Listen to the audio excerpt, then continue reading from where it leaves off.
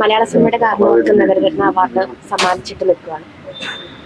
നേരത്തെ തന്നെ ബഹുമാനപ്പെട്ട മുഖ്യമന്ത്രി പങ്കെടുക്കുന്ന സമാപന ചടങ്ങിൽ തിരുവനന്തപുരം നഗരസഭയുടെ നേതൃത്വത്തിൽ സംഘടിപ്പിച്ച മധുരം ജീവിതം എന്ന പരിപാടിയുടെ ഭാഗമായി 8 മേഖലകളിൽ പുരസ്കാരം നൽകുന്നതിന് വേണ്ടിയാണ്, നഗരരത്ന പുരസ്കാരം നൽകുന്നതിന് വേണ്ടിയാണ് നഗരസഭ തീരുമാനിച്ചത്.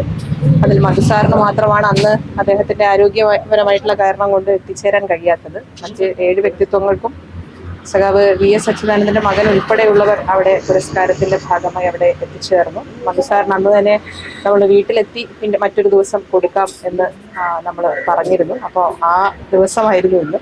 ഏറ്റവും സന്തോഷം നിറഞ്ഞ ഒരു ദിവസം തന്നെയാണ്. അദ്ദേഹം വളരെ പ്രതീക്ഷയോടുകൂടിയാണ് ഈ പുരസ്കാരത്തെയും തിരുവനന്തപുരം നഗരസഭയെയും കാണുന്നത് എന്ന് അദ്ദേഹം തന്നെ പറയുമ്പോൾ അത് നഗരസഭയെ സംബന്ധിച്ചിടത്തോളം വലിയ അഭിമാനം നൽകുന്ന ഒരു കാര്യം തന്നെയാണ്.